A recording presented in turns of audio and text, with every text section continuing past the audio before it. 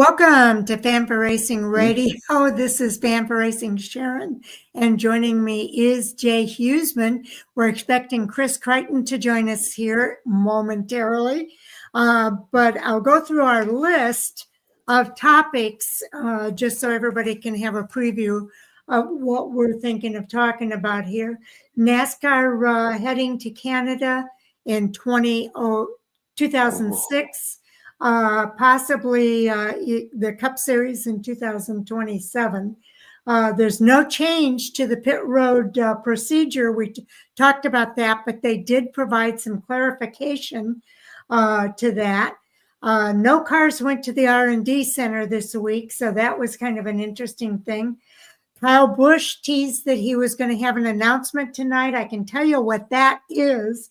Him and Kyle Busch and Brexton Busch are going to race each other. Kyle Busch in the 18, Brexton, I believe, in the number 51 at Millbridge this coming Wednesday, March the 26th. And so that's the story that we've got going into that. It's going to be the track champ against the rookie. And the father-son duo are going to race each other this Wednesday. Kyle Larson missed his sweep at Homestead, Miami this weekend. He did. It all came down to a late restart in the Xfinity Series. We'll talk about that. Also, CW introduced their Studio 43 this weekend. And then there's been some conversation about the network coverage in some areas. We'll touch on that. Also, do we want the championship weekend to be at Homestead, Miami or Las Vegas coming up here for the next season? And at this point of the season, I know it's early. What are your predictions for this point in the season for the championship four at Phoenix that we know will happen this year? Don't we, Sharon? Yes, we do. Well, talking about, going to try this again. All right, we got 2 thumbs up. Okay, Chris, welcome to the show. Can you hear me now? We can hear you. Yeah. Diggity dang. Hot diggity dog. Okay, well, welcome to the show. I think Jay was just about to present our first hot topic. I don't know if you saw them on the YouTube list, on the YouTube page. Yes. Okay, great. So go ahead, Jay. All right. Well, again, coming off the Homestead Miami weekend, Kyle Larson tried to tie what Kyle Busch has done at Bristol, and that was do the triple. He raced all 3. I know he's tried it before, and I think he had finished top 5 in all, but no win. This weekend, he got 2 out of the 3 wins. Could have had the 3rd, but one of them he maybe shouldn't have had. So what's your overall impression of what he did try to accomplish? I guess we'll start with me. Kyle Larson is a talented race car driver, but he's definitely not the first to attempt the trifecta. I do believe that there's some pretty big names on that list that have been able to accomplish that. One, of course, being Kyle Busch, of course. But it just shows there's not much that this kid can't do, and given the right opportunity, look. He's, had he not missed a shift or they jumped the gun, whatever it may be, in the Xfinity race, that's how close he was to swiping the whole weekend there. So he's a heck of a race car driver, man. Very talented. No surprise. No surprise. He not only is a good race car driver, but he's especially good at Homestead Miami Speedway. So we really thought that this was going to be the weekend for him to get and do what no other driver except for Kyle Busch has done, and that is to sweep all 3 races at Homestead Miami Speedway. Kyle Busch, I think, has done it twice where he sweeped a track, maybe 3 times. I think Bristol. Oh, I can't remember. He's done it twice at Bristol. He tried at Texas but came up short. Oh, okay.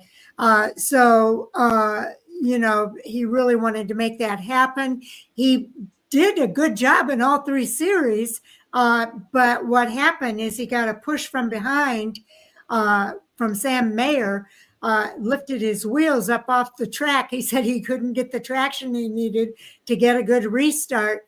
And so that allowed Justin Allgaier and I believe one other driver, Sam Mayer. No, it wasn't Sam Mayer. One Yeah, other Sam Mayer and Austin Hill both got by him. Yeah, that's right. For those drivers to get past him. And so it kind of dashed his hopes of getting the 3 wins over the weekend in the sweep of the Homestead Miami. So I think part of the discussion, do we want to make this part of the discussion? So restart? No, I think we need to maybe discuss that separately, at least at the end, if not. Okay. Then he just really is very, very good at Homestead Miami. I was fully expecting him to do it because he is just that good. Go ahead, Jay. What were your thoughts? Yeah, well, I start with, first off, clearly had the expectation, know he could, and throw in there too, he had picked up a sprint car win in the high limits sprint car earlier in the week. So he was actually trying to do more by going with another series and platform as well. You were joking earlier that he might even have won Five Flag Speedway. Yeah, and he wasn't even in that part of the state. You know, that's how good he is. And I take nothing away from him. But honestly, we feel he should have won the Xfinity race.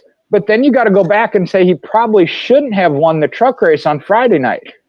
He spun out, got a little aggressive, spun himself out with like 20 some laps to go, had driven back up to about 5th or 4th. I don't know if he'd have caught Corey Heim, though, if Corey Heim hadn't had the issues, the electrical issues with his truck shutting on and off. So, you know, to say, oh, if Mayer cost him that, well, he really shouldn't have gotten the truck race and got that one due to an incident. And that's how tough all of that is. So overall, still very, very impressive. As both of you had said, an absolute generational talent. Anything you give him, whether it's got wheels or not, even if, like I said, he's not even at the track. And I've seen it where he shows up for a late model, no practice, not been in the car, just jumps in and goes and puts on a show. So overall, I think it was a great promotion for the weekend, and we know what he can do at Homestead Miami, and he showed that. You know, did he earn all of even the victory he got in the trucks? No. Lost the one he should have had in the Xfinity. And again, the Cup Series, Ryan Blaney had blown engine. If not, would he have won that race? Don't know. But he definitely gave it a shot. And I mean, do all credit. First, fourth, and first. Those are good stats for anybody over any amount of races, let alone 3 races. Absolutely. Anything more that you want to say, Chris? Well, first off, I mean, it's mind-boggling that we've had drivers like Carl Edwards, of course, Kyle Busch has won the trifecta. Are you guys telling me that Kyle Busch is the only driver to ever complete the trifecta? Yep. Wow. So, you know, the list of names that you would think that could possibly be on there, and it's Kyle Busch, the guy who reigns as that master of that trick. You know, look, you know, Kyle Larson is in the best of equipment, and he's where he should be based off his talent. Is he a top 5 generational driver? Do we put Kyle Larson in the same names as a Mario Andretti, Tony Stewart, other drivers that have AJ Foyt, you know, drivers that can basically drive anything? I believe as we see the progression and he gets a second IndyCar start, I think that we might start talking about that because it's definitely, you know, in the cards. Now, did he get a late start? Will he have as many Hendrick wins as, say, a Jeff Gordon or a Jimmy Johnson? Probably not, because he spent the first 6 or 7 seasons with a second-tier ride. And so we've definitely, since 2020, 2021, we've been able to see how talented Kyle Larson is. But the longevity, I don't believe we're going to see, you know, favor in his favor, because, of course, 7 years down the road, most of the time, the drivers that are winning today they seem to wear off pretty fast and the next generation comes. So, it's a toss up. I do believe that in the end, Larson can be put in that conversation of greatest of all time. Kudos. We're in the passenger seat getting to watch it, right? That's the fun part of being a race fan. Absolutely, that's the fun part. And Kyle Larson doesn't just race on the weekends; he's always racing during the week as well at various and assorted different tracks across the country. He likes the high limit racing. He co-owns that team with his brother-in-law Brad Sweet, and he just wins in just about everything he can get in. So that was the big thing for Christopher Bell, is that he wanted to, he won the Chili Bowl this year, and he wanted to come out there and get a quick start this season and kind of establish himself as one of the best racers of all time. He's got a ways to go in order to be up there with Kyle Larson, but he's not far behind. But yeah, Kyle Larson is definitely a great driver and wins a lot of races. And I think you're right, Chris. Once he wins that, he won't win the Indianapolis 500. I don't think he has the potential to do it. And we'll see. He's going to be in it this year. And he says that's what he wants to do, is go out there and win it. It wouldn't surprise me if he does, but it's a little bit of a stretch, I think, in the IndyCar. Last year, he ran into problems with the rain. This year, he's made it clear that I think the priority is to be in the NASCAR race, the Coca-Cola 600, if push comes to shove. But he wants to go after a win in the Indianapolis 500, and that's what he plans to do this year. When he does win it, I think that there will be a lot said about him being one of the greatest drivers of all time, to the point that you made, Chris. So I was pulling for him for this weekend at Homestead, Miami, to win those 3 races at the track, a track that he's especially good at. And I thought he was going to pull it off. And he came darn close, because he had a 16-second lead over all the other drivers before that caution came out. And that was indeed impressive. He was lapping all the cars. And what did we say? There were only 6 cars on the lead lap, or 11 cars on the lead lap when it was all said and done. But he had that 16-second lead over second place. So he was well on his way to winning that race before that caution came out. I think Taylor Gray took a spin and brought out the caution, and that foiled that and the restart foiled his chances at the win in the Xfinity Series. Your follow-up, Jay? Yeah, I got a couple of things. First off, Sharon, you mentioned the Indy 500, Coca-Cola 600 double. NASCAR did make a rule with that, of call it the Kyle Larson Indy double rule, to make sure that NASCAR is the priority, because if you do miss a race, the start of a race, and they're not there and are eligible, you will lose all bonus points, wins, everything. You may get into the playoffs, but you'll start at ground zero with somebody the same as somebody that doesn't have a win. So they made it clear they want the priority to be the Coca-Cola 600, NASCAR over that. And Hendrick Motorsports understands that and said that it indeed would be. I hope that we get to see him do a full shot at both. I do think he has the capability to win the 500. Again, had a top 3 car for sure. I think it was a pit road mistake that he said is what cost him last year, and then was in the back after the rain came through. So with that, though, I actually, Chris, you mentioned some of the greats when it comes to being able to drive anything. Mario Andretti and I lost the other one that you mentioned. Foyt. AJ Foyt. Yeah. Right. Robbie and Moore? I know some people will say that I favor the dirt track, but think about it. He also does dirt, and it ranges on dirt because he can do the midget, he can do the wing sprint, he can do the super late model. So I actually kind of put him even a little bit above all that when you're talking about what he can get in. And I don't have the statistics, but I also believe he's done well when he's run in the 24 Hours of Daytona. So what is there that he can't do is what I look at.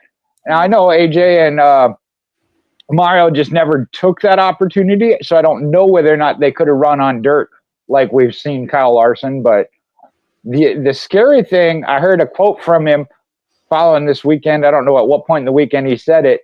It must have been after the Cup race, because he said he felt like the next-gen car and how close everybody is competitive-wise now has limited that they could be winning more. Because not that long ago, 3 years back, I think it was, excuse me, he had 10 wins in one season, 5 of them in the playoffs.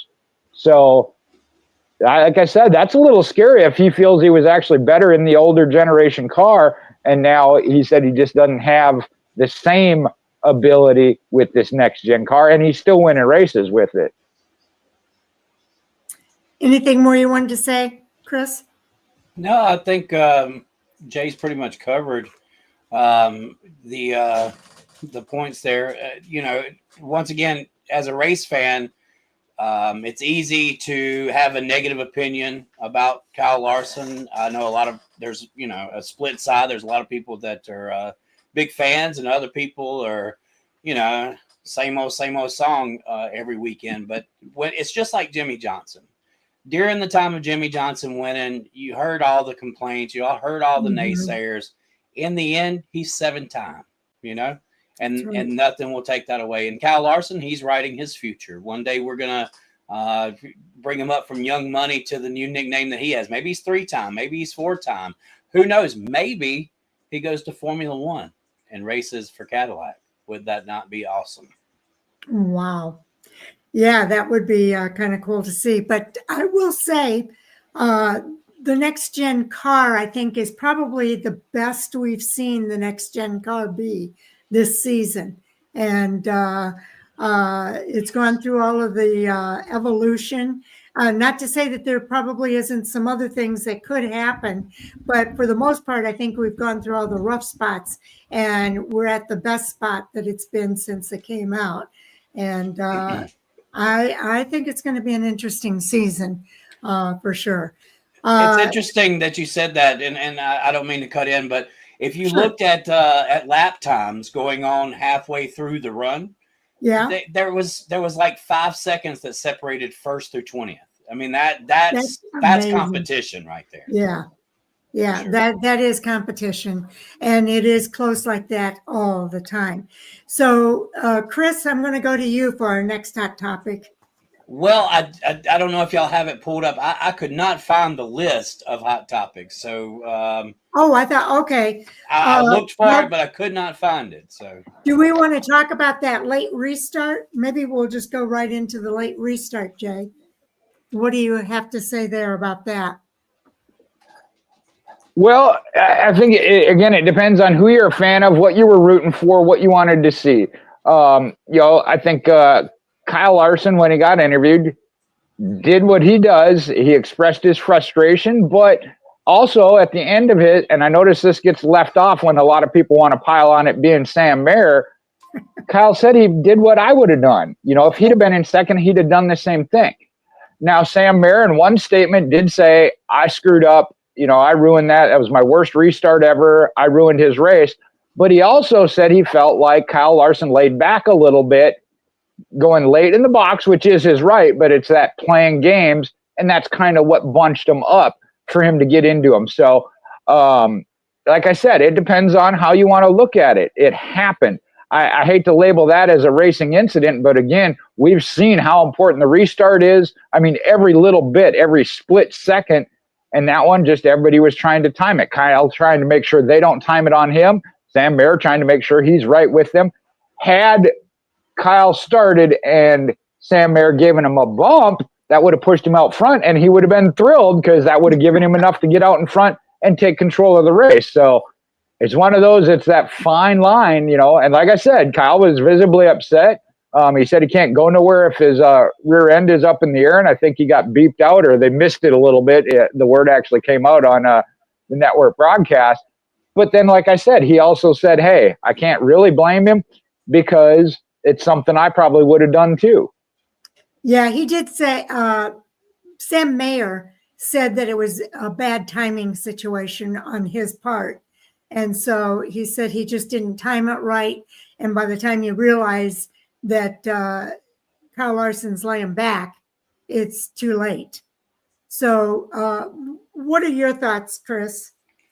Well, you know, it's one of those racing deals, right? I mean, there's always going to be something that happens. And, you know, whether he missed a shift or somebody I think Kyle Larson said, right, how can you go forward when you have somebody up underneath you? So should that have been a penalty? Should they have penalized the second place car for going without the leader?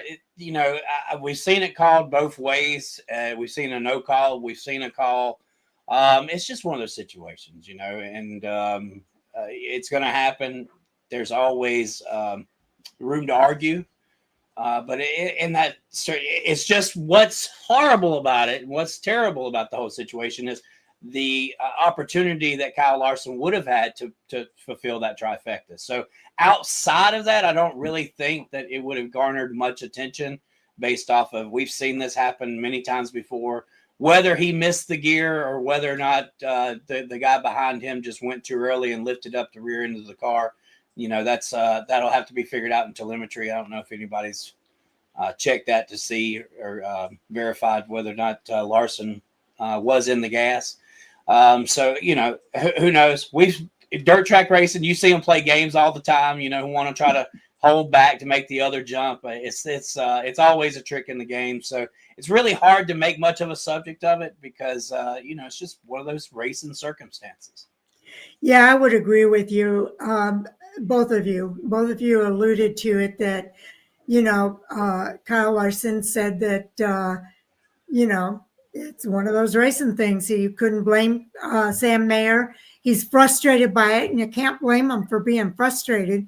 You know, he was going for that trifecta, and that kind of dashed it. But he knew that he laid back too, and that it was possible that if he was in the same situation that Sam Mayer was, he probably would have done the same thing. And we know that they play games on the restarts. They hold back so that they can get a good run. And he knows that. So I find it hard to really blame anybody in that situation. To me, if you want to blame somebody, blame Taylor Gray for spinning out and creating that caution, because he had the race in hand with a 16-second lead over the second place driver. So we know he was capable of winning that race, and it all came down to that restart. I just don't see where anybody really is to blame in that situation. I know if you're a Kyle Larson fan, that's the people who are calling in and blaming Sam Mayer. Right. Because they're fans of Kyle Larson. And I'm a fan of Kyle Larson too, but I can see that, you know, there was a situation there that is typical of what happens on restarts, and that nobody really was to blame in that situation.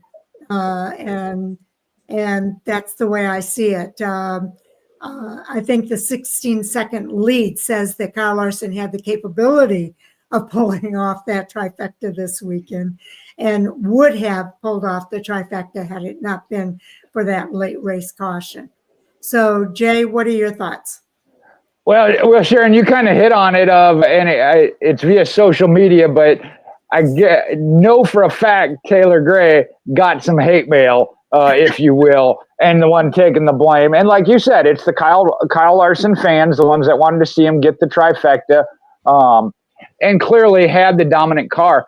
And I know I said this earlier in our review shows, if anybody were going to get a win coming out of that situation, you got to appreciate Justin Allgaier getting it, because he has been on the other end of it, of having that dominant car and just praying for 5-10 laps at the end of no caution, and out it comes for whatever the reason. And he seems to get screwed. So, like I said, I hated to see Kyle Larson lose it that way, but Justin Allgaier is owed quite a few yet. Even with this one, he's still owed quite a few that he's been on the other end. And again, I don't want to see anybody attack Taylor Gray. He is a rookie. I don't even know what happened that caused the caution. It's racing, and Chris said it too, especially from the dirt track side. I don't feel there was any brake checking, which is what on dirt track you definitely have the checkup or even get on the brakes to set that up. NASCAR certainly would have gotten involved there. As far as this incident, I just don't see where NASCAR should even get involved in any kind of penalty. Like I said, there might have been a little bit of that gamesmanship by Kyle Larson as the leader, waiting to go late in the box. The one thing I will say, and this goes back to as far back as I believe David Regan Smith, when you talk about the second place car has no option other than to run into the guy in front of them, because they can't get out of line and they can't go below the line. So realistically, once it's begun, their only option is to hit the guy in front of them and push him, and hopefully push him straight. In this case, it jacked him up, and neither one of them went anywhere. But, I mean, that's their only option at that point. Yeah, you bring up a good point, Jay. Chris, any follow-up? No, I think we got it covered. Other than, who was that? So I didn't get to finish the end of the Xfinity race. I did see the last lap and the couple that happened or whatever. But who was that Justin Allgaier had to get around? Was that the 8 car? Who was that? Austin Hill is who he battled with, and then Sam Mayer got back up there and got by Austin Hill. Okay, so that was actually Austin Hill that Allgaier had to pass for the win. Yep. Okay. Well, how about that guy? I mean, Austin Hill. I mean, he had a chance to get it too, but like you said, Mike, Jay, Justin's given away quite a few races, so it's kind of good to get one back on his side. Yeah, I think we all agree with that one. So I don't have anything more to say. Did you catch up with the list? No. Did you send it to me? No, I didn't send it this time. You said it was at the YouTube? Yeah, it's on YouTube. Let me just list them off here again.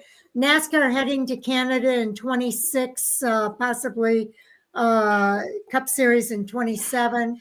NASCAR makes no changes to the pit road rules after the multi-pit stop at Las Vegas, but they do offer a clarification. No cars taken to the R&D Center this weekend. Kyle Busch promises news at 18:51 tonight. What is it? Well, we know what that news is now. I don't know if you've caught up with that news. Him and Brexton are going to race against each other at Millbridge this Wednesday night. So that cool. Was the news. He's going to be in the 18, and I believe Brexton's going to be in the 51. It might be the other way around, but I think that's what it is. We talked about Kyle Larson missing the sweep. Studio 43 on the CW network premiered this weekend. Also, there's been some conversation about the CW network coverage in some areas. And then possibly Championship 4 predictions at this point of the season. Wow. And then also the championship weekend back. Should it go to Las Vegas or Homestead? There's been some conversation. Or where else would you say they should go for the championship weekend? I do want to hit on the on the Canadian topic, because that's, if we're going back to Montreal, that is a beautiful racetrack. We've been gone for too long. We do a lot of road course racing now in the Xfinity and Cup Series. Is this a move to race Cup at Montreal? Is that what this is coming down to? In the following year, in 27, they would bring Cup Series there as well. But yes, this is what they're talking about. That is long overdue, for sure. That is a great facility up there. Okay, Jay, you want to go first on this one? Chris said it there. It's long overdue. I was severely disappointed when they left there. Either track, Montreal or Canadian Tire Motorsports Park, either one of them. The trucks always put on a great show there. There are Xfinity races there, and that was where we first saw the rain tires come into play. I didn't think they should have ever left and wanted to see them go back right away. And I was disappointed back at that time that they never brought the Cup Series up there. So, yeah, I think that's a great facility to go to. And I know I've become adapted to the Charlotte Roval, but when that first came out, even at that point, I didn't necessarily list Canada as one of them, but I said there are so many great road courses, designed road courses, not manufactured. Now, Charlotte has done a great job with that Roval, as did Indy, of changing theirs up, and they made it work. However, like I said, Road America, man, and they finally got theirs, and it only lasted, 1-2 years. Right. Road America is another great facility. So I'm all for it. The one thing I didn't even think about this, I know we've talked about it. Great, add that in. The problem is what comes out. So we got to lose something then, and that comes at a cost too. Sharon, I know you feel that because we lost Chicagoland. We got the Chicago Street Race and we lost Road America. So I don't even want to think about that of, okay, we want to add, but I don't know that I want to pick out what to give up either. Yeah, I think it's going to be interesting to see how it plays out. I agree with you guys. I think it's long overdue. I enjoyed the racing. It's the Gilles Villeneuve track that they're talking about at Montreal. There was really good racing at that track. And I love the road course racing. I think we've got a lot of really good road course racers in the Xfinity Series, in the Cup Series for sure. But now I think they're just talking about bringing Truck Series and Xfinity Series in the 26th season, and possibly the Cup Series in the 27th season. So maybe all three at that track. I think that would be fantastic in 2027.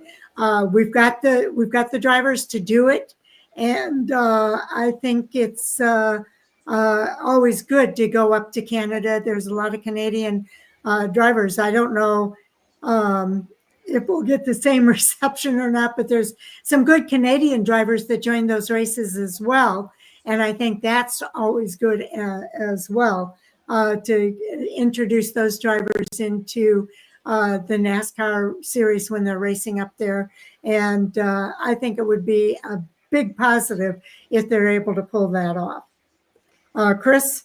Yeah, I mean, and this is an international thing, Yes. NASCAR, in order to be the premier series of the world, you have to be able to step in other territories. And it's important to go to Mexico and race there because there's a fan base to build. It's important to go to Canada because there's a fan base to build. And I think what NASCAR's figured out is they did 3 years at the Coliseum. They've done the road course at Indy. What they found is changing this up every 2 or 3 years really adds an excitement. So something can get pretty boring. Obviously, that was Richmond's second race, right? So they put Mexico on the calendar. What this seems to align with is we're going to go race a couple of years in Mexico, and then by 2027, we'll go and race Canada for a couple of years. And I think that's great. That's steadily, being in different areas, building a different fan base. And I'm not so big on road course racing.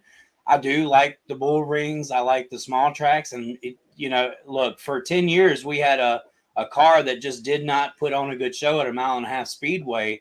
And we really lost a lot of fan interest because of that. We have a car now that races excelente at a 1.5 mile speedway. They put on great shows for us now. And unfortunately, it's kind of the short tracks that have taken the lean. So, NASCAR's they're going to keep it mixed up, and they're going to keep shopping us in different avenues. The Chicago street course is a really big thing right now. I think that this is probably going to be, a conclusion of that coming. I've heard possibilities of maybe being in San Diego, Portland, and other areas.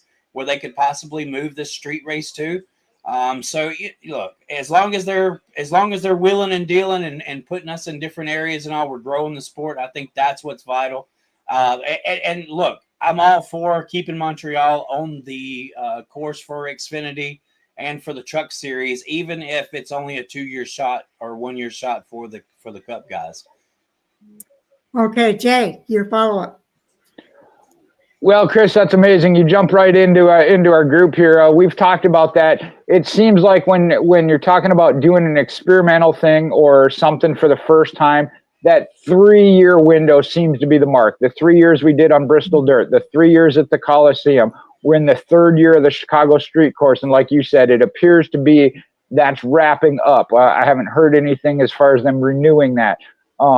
And I'm okay with that. As much as I'm a fan of dirt and enjoyed the Bristol Dirt Race, after 3 years they pulled it. I was okay with that because I got to see it. So I'm for that. The other thing I was thinking about when we're talking about doing international, I know there's been some talk about Brazil specifically. That's a whole lot more work. I know we did the 3-year deal. Coincidentally, that was 3 years back when they went to Japan. I mean, you're talking big money, a lot of logistics in order to make that work. They had to do that during the off season as an exhibition race. So Canada and Mexico can be done as a points race during the season. And I'm not saying it's not hard, but it's not obviously a lot better than shipping cars over to overseas.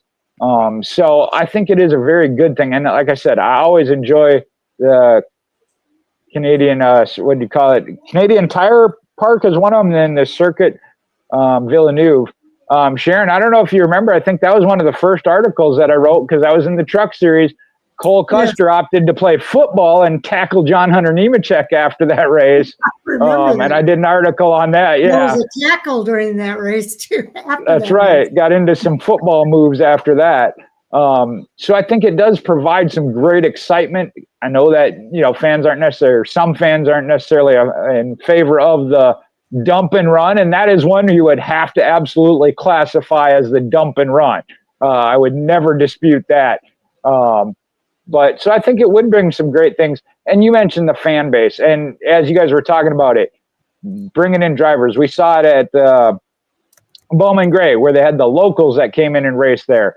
Patrick Carpentier, Ron Fellows, Boris Said. I mean, I would love to see those guys get a shot to be in the Xfinity or trucks. And I think that somebody would take that opportunity. These teams that, rotate drivers, man, they would be the ones to sign. Okay. I don't have a lot to say more than what you guys have said, because it just seems to be that we've kind of gone around the horn here and covered it all. So if you've got something more you want to say, I want to give you a chance though, Chris. No, I mean, I'm good. Jacques Villeneuve, I mean, what a great idea that would be to have him, join us up there, Yes, Jacques great. Or even Fernando Alonso or somebody like that. What I want to see in the future of NASCAR, we hit it with Kyle Larson, is a crossover. I would like to see a Max Verstappen show up at a race. And to talk about the overseas, I believe in order to accomplish something like that, especially going to Japan, if you'll remember, that was during the off season that we went to Japan, or it was a couple weeks. It was at the end of the season. To get these cars back and forth, I just don't think that we could go back racing the following week at, say, Martinsville after leaving Brazil. They're going to have a week off to get everything back accurate. I'm not saying they couldn't, but that would be really hard to own the guys to not have maybe an off week in between or an end of the year type of race. Of course, South America, their summertime is our winter, so that may actually work very well to put them at the end of the year, maybe as an exhibition race or something to that extent. Australia, they fiend for racing like we do here. They have their own leagues, their own dirt cars, their own asphalt tracks. So that's one place where I think we could go oval racing, and I would be very, very happy about that. Yeah, that would be pretty fun. Okay. Anything more that you wanted to add, Jay? No, not on that one. No. We spent a lot of time talking about this last week, so I wanted to bring it up this week. No changes to the pit road procedures, but NASCAR did provide a clarification to the rules. Did you catch up with that, Chris? No, ma'am, I missed that. Okay. Let me see if I can find it here. NASCAR clarifies their rules. But they did not make any changes to the rules. So they're saying it's okay to do that.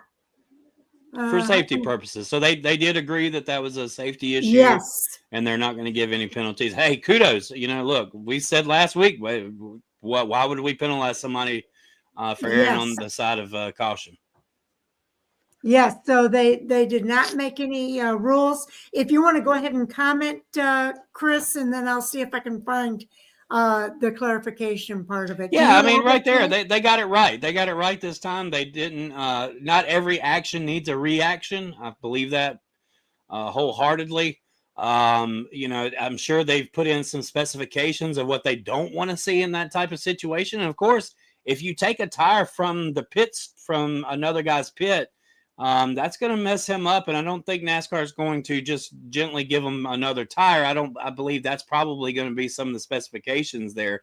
But just having a guy over the wall to make sure that a tire's secured properly on a race car. I mean, good job NASCAR for seeing that's not really an area to change. We want to err on the side of caution and keep these guys safe and keep everybody in the stands safe. So they got it right this time. A lot of people, they want to criticize NASCAR. They want to be on NASCAR's back all the time. Let's give them the 100 thumbs up because they got it right this time. Yes, they did. And here's the clarification. If a vehicle receives service in another team's pit stall in an effort to correct a safety issue, the vehicle will receive a flag status penalty. The vehicle will either restart at the tail of the field or receive a pass-through for pitting outside the assigned pit box. So that's the clarification that they gave. And this is the result of Christopher Bell at Las Vegas stopping in the number 19's pit stall. It happened to be a teammate, and they were able to tighten up the wheel, the lug nut, after they did not get it tight in his original pit stop. So, Jay, what are your thoughts there? Well, Sharon, for the most part, you and I normally agree on most things. I know we have a couple things we disagree on. Chris, it's great to have you here, so I have somebody to argue with. Now, as I said last week, I understand the safety aspect to it. I get that. But I still think there's a fairness issue. And Kevin Harvick said the same thing on his Happy Hour podcast. He too. Broadcast too. Yeah, he too understands safety first. You don't want him going out on the track and losing the tire. I think the middle compromise, if you lose it on the track, it's a 2-race suspension and a 2-lap penalty. If you were to pit like that in somebody else's box and protect it, I would go with a 1-lap penalty then. I think that they could have found a compromise in between the two.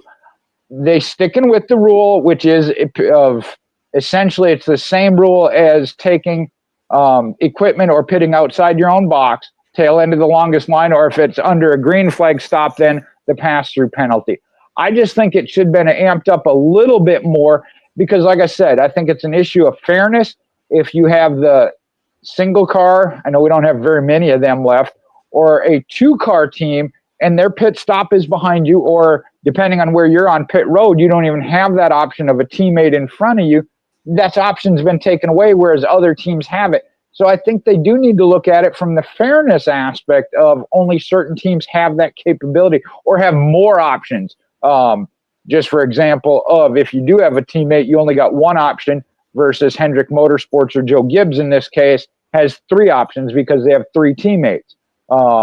So I think they do need to still look at it and maybe add an additional penalty to it outside of just, it's not just of equipment outside your box. You're taking it to another level of fully pitting in somebody else's box. But like I said, I do understand and agree. Kevin Harvick said the same thing. The safety issue, absolutely, we don't want that, of losing the tire and having an issue out on the track. So I fully understand that, but I think they could still work in a harsher penalty other than just the normal outside of your box penalty. Yeah, I don't and they talked about this on the pre-race show. I don't think there was any stipulation that it had to be a teammate's pit stall that they stopped in. They could stop in any pit stall and the team could help them get that lug nut tightened. Now, Jamie McMurray said, well, if somebody who wasn't my team member stopped in my pit stall, I might not help them. Exactly. Depending on how competitive they are with the organization. And they brought up the issue that you brought up last week too. I said, they must have listened to our radio show, because they brought up what you brought up as well. What if your pit stall is the first pit stall, and you don't have a chance to go stop in anybody else's pit stall at that point? Can you back up and do it? I don't think that was necessarily clarified. Or if you're up in the front of the pit stall selection and you don't have a lot of choices, you may already be past your teammate or whatever. But they did not say that it had to be a teammate's pit stall.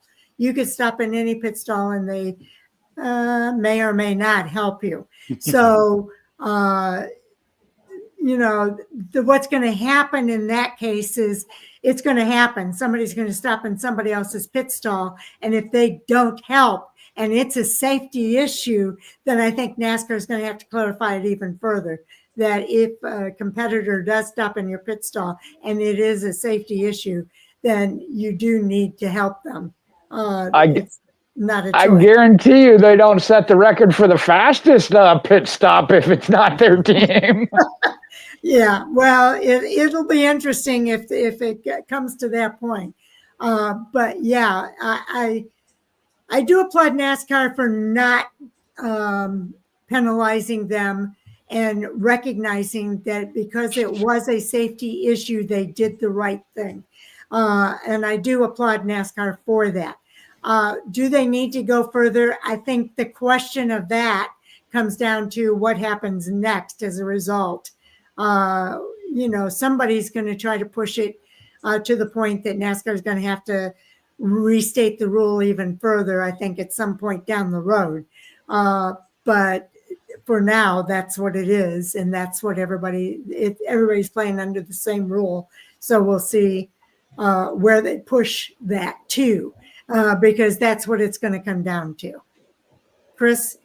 I mean, it seems like a scene right out of Days of Thunder, right? Tim Dillon's out there saying, push that car, push that car. The officials say, why are you pushing that car? Because it's my motor. That's why my guys are pushing it. So, I mean, we're in an era of Team Alliance. There's not a Chevrolet car out there that didn't come out of one of the top shops, right? So, we don't have very many independent cars anymore. Somebody's always aligned with somebody. You can go all the way to the bottom of the list. Those cars are being manufactured in somebody's shop. So if it's a Ford look, Ford, Chevy, and Toyota, they're on their own gig when they show up to Talladega and Daytona. We've seen all these team orders come down. So, if Rick Ware, he's got to have a right front retapped. You can almost guarantee that he's going to stop in one of his alliance team members' pit stalls. Now, the problem is when that happens, and maybe he pulls into the wrong one and they're cycling through pit stops and their guy has to check up and pit somewhere else or make a pass through. Those are interesting things that you kind of brought up there, Miss Sharon. Somebody's going to push the issue or something's not going to go as planned. And that's going to lead to more problems. That's the thing that happens with these things is Right. There's always that unanticipated thing that happens that causes another clarification or another rule to be put into place. Jay? And that's where, like I said, I think they do need to make it a stiffer penalty. I just think go back to Chris, you mentioned of super speedway racing. think about the flack that comes out if a Chevy driver pushes a Ford driver instead of another Chevy. So yeah, it may not be a teammate and it may not be an alliance, but I guarantee you they're going to try and hit a manufacturer partner. And again, I mean, if I'm a Toyota team and a Chevy pulls into my pit, yeah, I'm not going to be jumping over the fence to jump out there. Now, if NASCAR says, hey, it's a safety issue, you have to. All right. But like I said, I'll be like, all right, let me get my gun. Where is it? Oh, it's laying over here. Oh, I found it. I'll get it now. You know, I guarantee you it ain't going to be the same rush it is with your own team. I mean, that's a given. That's competitiveness. So, and there again, I think about if you're in that first or second, third, even third pit stall, you know, I don't remember how many pit stalls he went down. And I give it to him. I mean, to make that call and react, you know, kudos on him. It was impressive and kind of like the Hail Melon. It's like, wow, did we really just see that and have it happen? But to have any kind of plan of that, or it be a possibility of a strategy now. I mean, I think about that of, we've seen where that first pit stall isn't as picked as it used to be. You might start looking at that. Hey, let's go 3 or 4 spots back. So we have that option. I mean, that could change the strategy on how you pick your pit stall on pit road. So, and Chris, you brought up some great points of unanticipated. Well, we thought we were okay, and all of a sudden our guy is coming into pit. Now we got 2 guys trying to go into the same pit box. One of them whose box it isn't. I think NASCAR needs to do something now before it gets to that, because, yeah, you could run into some serious issues with that. One thing that I think we're forgetting here, though, is most of these pit crew members are actually tied to one of the upper teams. So, only 2311 and maybe RFK have their own pit crew guys. Most of these other guys are tied into either the Penske program, the Hendrick program, or the Gibbs program. And we see that by the rosters that they put out each year of guys who were once on JGR and now they're on 2311 or even Legacy Motorsports Club.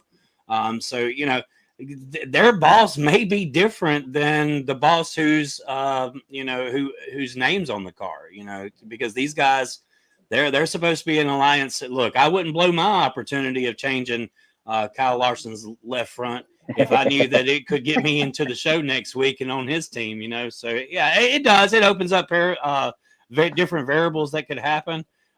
This has only happened once, and kind of similar to the Hail Melon. Once it happens, you kind of expect it to for others to follow through with it. So I'm not so keen yet on making a rule, but let's see how it plays out. Let's see if it costs somebody a championship, because definitely that's going to be where it could have major implications in a championship in your end type of scenario. So we'll have to see how that works out. And you can bet we're talking about different scenarios here. Every one of these teams are sitting down and thinking about the scenarios and what they're going to do, because that's what they did at Joe Gibbs Racing. They had talked about this ahead of time. And I wonder if they ran it by NASCAR when they talked about it, because it was kind of like planning for every possibility. And they thought, if this ever happens, this is what we're going to do. And that's what a lot of these teams are doing now. If that ever happens to us, what are we going to do? Whose pit box? And you're right, Jay. I was thinking the same thing. This is going to change the way people pick their pit stops, because they might coordinate with the other teams and spread themselves out in a way that there's an alternative stop if needed, if they don't get that lug nut. Because how many penalties have we seen where their teams are suspended for multiple, for a race or two, and they want to avoid that if they can, and this is the way to do it. Christopher Bell and Joe Gibbs Racing showed us how they can avoid those penalties. And for safety reasons, I think it is a good thing that they do that. So I would imagine that these teams are strategizing as we speak for exactly how they're going to make their pit stall assignments, how they're going to, what they're going to do, and what is it, if it's not our team, Is it an Alliance team? Is it another Chevy team or another Toyota team or another Ford team? These guys are looking at those possibilities, I bet, as we speak. And we're going to see it play out at some point down the road. And one thing I would say is do we want them to run it by NASCAR before they do it, or do we want them to just do it and like Christopher Bell just did it and not give away their competitive advantage, if you will, with whatever they do come up? Here's the thing, Sharon, if I can get in one more time here. Chris brought up a huge thing when you're talking about the championship, because we saw this at Martinsville when you're talking about manufacturer team orders. So if you're saying, okay, we got one Chevy in the championship 4 and Toyota and Ford, whatever other combination, but only one Chevy, and all of a sudden all the Chevy teams are willing to support that one team, you're talking about manufacturer manipulation now to help that Chevy win the championship. And NASCAR said, hey, we don't want that. So I think they're opening themselves up to a huge deal. Well, we're talking about a safety issue versus any other kind of issue. But you know as well as I do, think about it, what we saw at Martinsville. Who'd have thought that they said, hey, form a roadblock, or, drop back, let our guy pass your guy. I understand that wasn't a safety issue, but you give that little inch or little window and they're going to try and capitalize on it. And that's where I say, I think NASCAR does need to enforce a little bit more of a penalty with it, because they don't, if need be, to prevent the safety issue, yes, but there's going to be a penalty with it bigger than you've already made your mistake, and you were going to get that penalty regardless. You're making an additional change.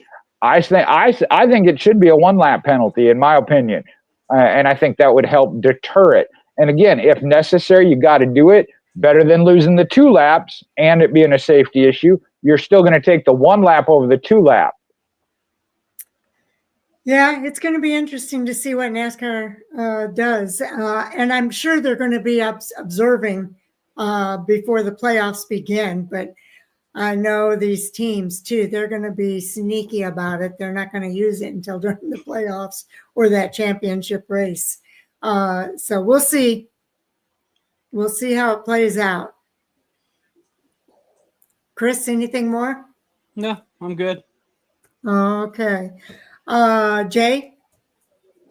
Ooh, man, I don't know. I got a couple of them here. We'll stick with what happened this weekend. I saw it was Bob Pockris that tweeted after Kyle Larson cleared tech. He added there were no cars taken to R&D. And by that, I assume that included Larson's car as the winner. Man, that just blows my mind. I mean, normally they definitely take the winner's car, because we've talked about that. You can't fully tear down, or they don't fully tear down a car post-race. They do the things they can check visually or by scales or other tools. But to really break into the car, they take it back to the R&D center and tear it apart to look at every little bit and piece. To not have any cars taken back. Normally it's one from every manufacturer and random positions, from my understanding of the rule, and obviously the winner. Anybody have any ideas as to why they didn't take any? Chris? No, I don't know. Well, I'll go ahead and go next then, because it's not the first time that's happened. They've done that before. And usually it's because they don't have the staffing to handle it this particular week for whatever reason, or something else. But it has happened before. I can't give you the specifics, but I know that's happened before. And the question was brought up, why didn't they do that this week? And NASCAR said, they don't want to catch Kyle Larson cheating. Yeah. That's where I was afraid it was going to go, Chris. I mean, when you asked that kind of question, I was trying to hold it back, but I couldn't, because, there it is. I do think that there's a legitimate reason why they didn't do it this week. Maybe it had to do with the West Coast swing. They're going to Martinsville next week. They'll get him at Martinsville probably. But go ahead, Chris. No, I mean, look, it's a long season. The best way to bait these guys is to act like you ain't looking, right? Because they're throwing you curves everywhere you look. You look at the Joe Gibbs situation where they brought in 20 spoilers and they said, "Look, all these are manufactured different. So how are you going to hold us accountable that this one was malfunctioned on our behalf?" So maybe NASCAR took key to that and said, "Look, this is not the time to stir the bridges. Let's let them do a little bit of innovating. Let's make sure that the next time we call these guys out on something, we've got something for real." Like I said, it's probably somebody's off week, right? Somebody has to ask for vacation time, and they just didn't send any cars to R&D. So I'm not alarmed by that. It's a long season. We're 5 races in now, so 6 races? It's 6 races, isn't it? 6. Yeah, I think it is. So look, it's still plenty of time to bust these jokers. Catch somebody slipping. I'm sure we haven't seen the end of it. Okay. Jay? From that aspect, I'm okay with it because, again, if it's a random and, it's not a guarantee of what car or what position number and mixing it up, I get it from that aspect. But what Chris hit on there is what I really concerned about. NASCAR already takes a lot of heat for having favorites. And I understand they're conspiracy theorists, again, whether they threw the caution at the right time for Chase Elliott or Kyle Larson. And it normally seems to revolve around Hendrick Motorsports. Imagine that.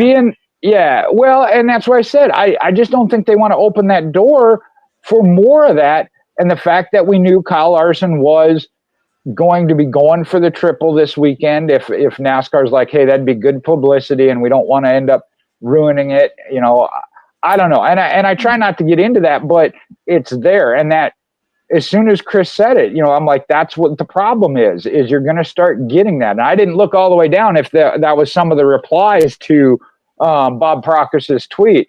But that's certainly applicable. And I would just think NASCAR wouldn't want to have to deal with even more of that, because it's bad enough when we do it and we know it's not real. I have never believed that they threw a caution in favor of Dale Jr. or Chase Elliott. But the fact that you give them that window, again, you open that window for fans that are that way to start rattling about that, don't give them that chance. I mean, hey, we took random cars, this and that, black and white, everybody passed, it's done. But, I also, like I said, by not, as Chris used the word bait them in, be like, hey, they didn't check last week. Let's see what we can get away with this week, and then bam, they get them hard next week, and if that's the case and the strategy on NASCAR's part, I mean, it could be, I don't know.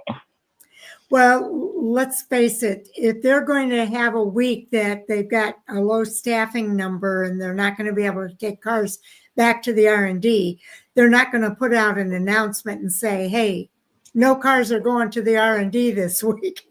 So nobody knew that no cars were not going to be going to the R&D center this week other than NASCAR. And they're not going to announce it ahead of time. But there's always going to be conspiracy theorists out there that are going to come up with, NASCAR's doing this or that. Okay. NASCAR's doing this or that. So, it's going to happen. But I just think that I've seen this before. I don't think NASCAR's doing anything nefarious. But Chris, let's hear what you've got on your mind. Well, we're definitely not going to go to the flat earth. Okay. So we're going to keep that completely off the table. People that know me know that that's one of my main argument points. And it doesn't matter if I win or lose. It's just an argument to put out there. Look, the announcers did say in the closing laps how Larson was just able to just kiss the wall with the rear of his car every time he went into those corners, where Alex Bowman went up there and raced that same line and got sucked into the wall. His whole car got sucked into the wall. So in a day and age where these cars are not skewed, or they're not supposed to be skewed, the announcers definitely left that to be questioned of how Larson was mysteriously able to just kiss the wall with the rear of his car so many times. I think they had a counter. They clicked it 18 times that Larson actually kissed the wall up on that top shelf like he was racing. And then when you look at how fast he was able to track down Alex Bowman in a day and age of telemetry, where you basically all run the same line.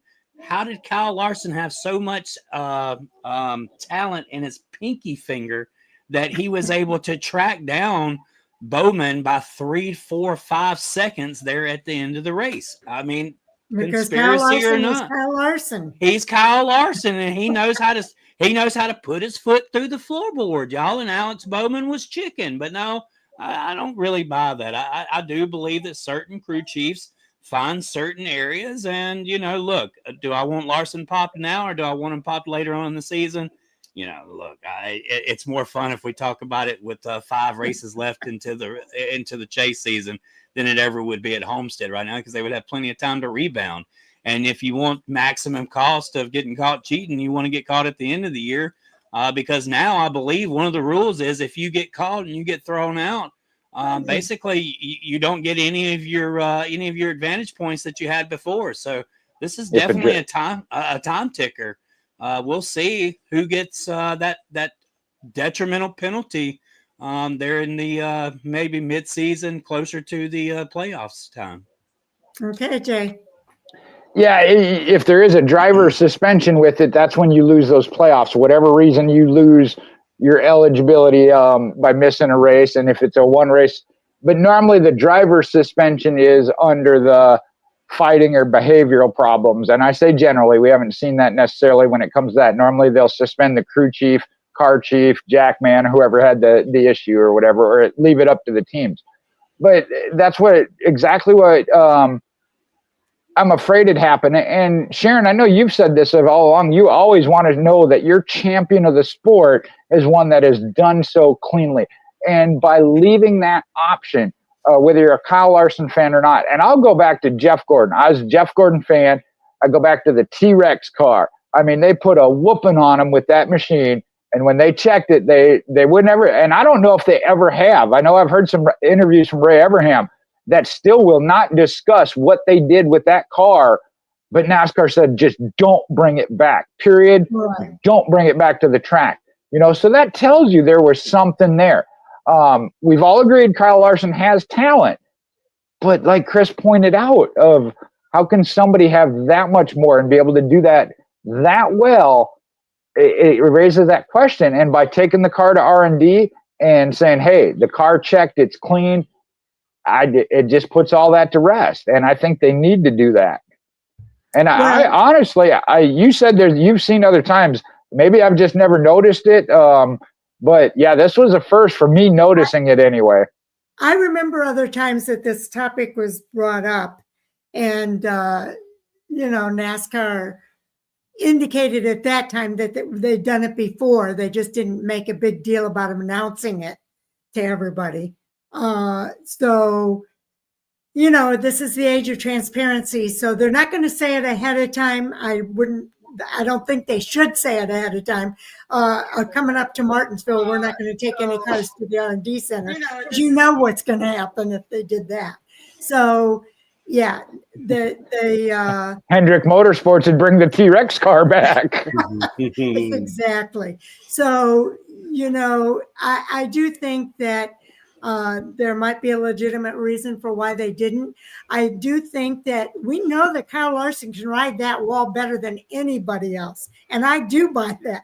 I haven't seen anybody who can ride the wall like Kyle Larson rides that wall, especially at a track like Homestead. Homestead's a difficult track. It's slippery. It's slick. So I just think Kyle Larson's got that track licked like nobody else has it licked. And he can ride that wall at Homestead. So that's just my perspective on it. And I know other people are going to look at it and have their perspectives on it, and that's okay. Okay, Chris. I mean, we're just leaving out Bowman in all this, right? And Bowman had such a heck of a run. The topics tonight have been a lot about Larson. There was, Allgaier won the Xfinity race, and Bowman was fast. I mean, where where's Bowman now sitting at within the organization, right? Everybody writes him up as the number 4 guy. Of course, he was put under a lot of pressure there. He knew Kyle Larson was coming. He changed his racing line. It cost him, and it cost him the win. But the one thing that Larson's win has done is overshadowed the fact of how well that 48 team is running and how much better they are. They're a top 5 team right now in the Cup level. And, one of the few. And Gordon seemed to have hit on this in his press conference, in the after the race media tour, and just how well things are working for that 48 team. So Larson's going to win races, and he's going to win a bunch of them.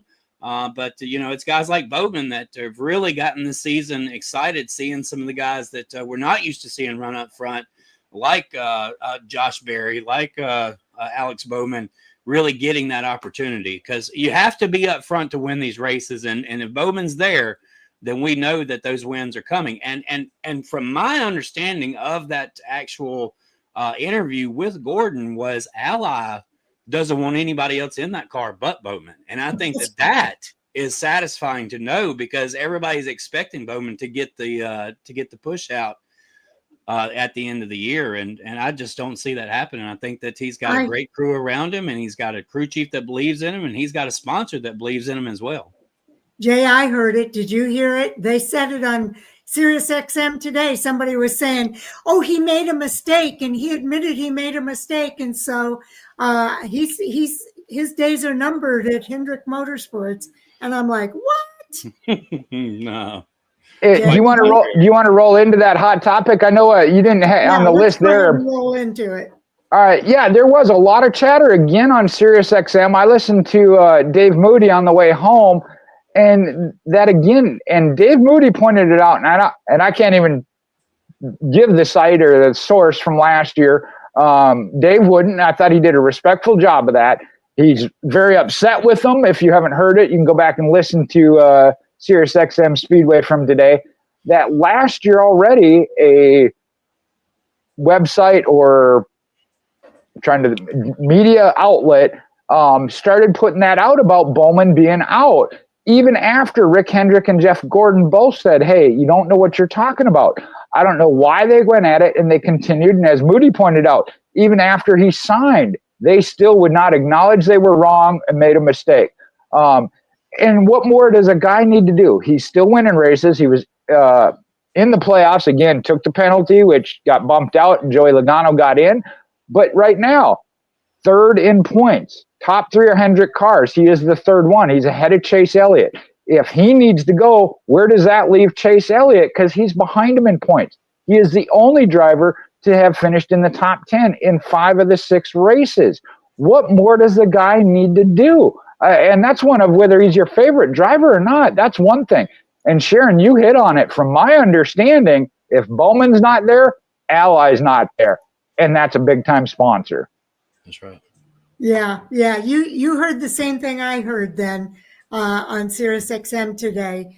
It's a head scratcher why people are still talking about that with Alex Bowman. And the only thing I can think of in this particular case, he had to be a Kyle Larson fan because or non-Hendrick Motorsports fan. I don't know which it is, but Alex Bowman finished ahead of William Byron. He finished ahead of Chase Elliott, and they're still saying that. So I don't know what they're thinking or where they're coming from, but they're way off base if they think that Alex Bowman is on his last days in Hendrick Motorsports.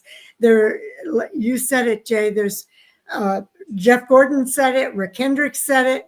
Ally has said, this is our driver. We want Alex Bowman.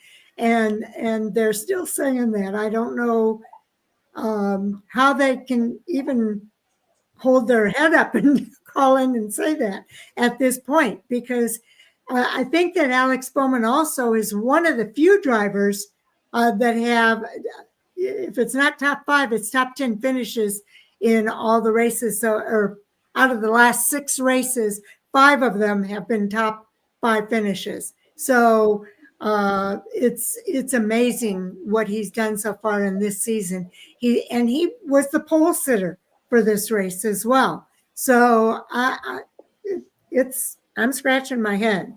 I don't get it. Neither do I, Sharon. And it's not like Hendrick has the next best thing hanging out, running junior motorsports right now. Connor Zillich is the next best thing, and he's signed with Trackhouse. So, he's definitely got his alliance with another team. So there's really not anybody that you could just pick off the map and say, well, this guy goes there, and except for maybe Kyle Busch, right? This seems to be a contract year for Kyle Busch. Look, a homecoming. I mean, you can laugh, but I think I would have laughed at you too if you'd ever said Mark Martin would have went and raced for Hendrick Motorsports and had the year that he had. One thing about Hendrick, he's a businessman, and if he thinks it can fit, look, Kyle Busch is not the same kid that he was when he left there. It would almost be a homecoming, but I'm sure he feels a lot like Brad Kay. Once you get put out the door and you found your way, you don't go back across a bridge that's been burned. So whether or not Kyle Busch would go back to, he said that he's open to go back to Hendrick, but outside of that, I just really don't see anybody else that would be able to step in that would fit the 48 mentality, the personality that's there. I see great growth between Bowman and his crew chief, and Ally is a big time sponsor. They did not come into this sport. They knew when they signed with Jimmy Johnson that he was going to exit. They knew that. They come in knowing that. But I'm sure that Ally had made it a pretty strong push that said, look, they want to put themselves with one driver and stay there. That's something you don't see a lot in NASCAR these days. Ally is a full-time sponsor. They're on the car, all the time. And that's a rebrand that they would have to go through. I just don't see that in the cards for them. They want to keep their driver. Alex Bowman is a winner. He's a proven winner. Mm-hmm. He was handpicked by Dale Jr. So he has a certain fan base. Look, I'm not a Hendrick fan. I promise you, William Byron, I've watched William since he was a kid, and I've always liked William. He wound up at Hendrick. I'm happy for him. 2-time Daytona 500 winner, probably going to win a championship or two before his career is out. Alex Bowman, man, we got to see him start with the 23 BK racing team. Then we watched him over at Tommy Baldwin. Then we watched him take the back seat to, being a simulator driver. And then, when he got hurt, when Dale Jr. got hurt and he filled in, those of us that were deep down junior fans will always have a certain connection with Bowman. And being that Bowman was handpicked to be the successor to Dale Jr., I think really keeps those junior fans involved in Hendrick Motorsports. Once you take Bowman out, there's really not too many junior fans that's going to jump on the Hendrick train. We didn't come from there, right? We were DEI, of course, and then we had to take Hendrick for what it was, and it was some rough years as a junior fan to be over at Hendrick Motorsports and not winning and going through the life changes that Earnhardt had to go through in order to get back to the top. So all of that is well connected together. And if Hendrick were to let Bowman go, I think that would be a spit on the image of Hendrick and the businessman that he is. He knows Alex Bowman's selling T-shirts because Junior Nation's going to support him always. Yeah, I just think Alex Bowman, I followed Alex Bowman since before he was in NASCAR. And he came on the show quite a bit during those years. And we watched him go through the K&N series. I knew he was a great driver. And it was just a matter of time getting the right seat, getting the time. And, he got into the car and then they changed the car to a different car. So, it takes time to go through those adjustments. And he's found his spot, and I think he's going to be there for a long time. Jay? Yeah, that's an interesting connection you brought up as far as the junior. I don't know if he lost a little bit of that when he went from the 88 to the 48 when they made that change as Jimmy Johnson left. But you're right. I think Ally was aware of that, and that was part of their plan from the get-go. The one thing that I think possibly, because I know I've heard this already even from the trucks and the Xfinity side, You got Rajah Caruth, who they've had in the trucks now for this is the second year, and they're starting to do more with Connor Daly as the next developmental driver, and he's getting some Xfinity starts. And people were screaming as to why Rajah Caruth wasn't getting them. I think the plan is, as he gets these sporadic starts, next year you will see Rajah Caruth move to the Xfinity team, because you've noticed they're running that 17 quite a bit this year already. That I think they're getting ready to go full-time with that. I think Rajah Caruth will move into that, and Connor Daly will go full-time trucks. That doesn't mean he can't have some Xfinity or even a Cup start here and there before that. But I think Rajah Caruth is the next one they will move forward. But that's a couple years off. Neither one of them, like you said, are I don't think are ready to move up to the Cup. You mentioned Connor Zilic, and they're again, that's a Trackhouse deal. They're using Junior Motorsports in a partnership to get him that time in the Xfinity Series. When I laughed about the Kyle Busch deal, and I heard this, this was a month or two back when the season started after the rough year Kyle Busch had last year, not getting a win, whether or not he'd be at Richard Childress after this year, his contract year. I did hear some talk about him of a return to Hendrick Motorsports.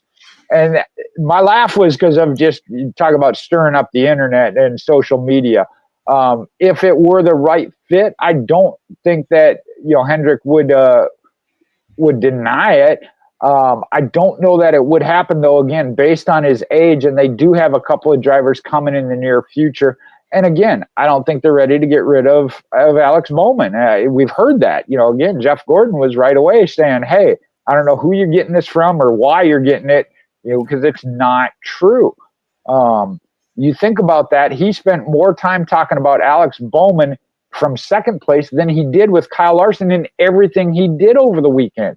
I mean, that's how important it is that they understand this. Alex Bowman ain't going nowhere.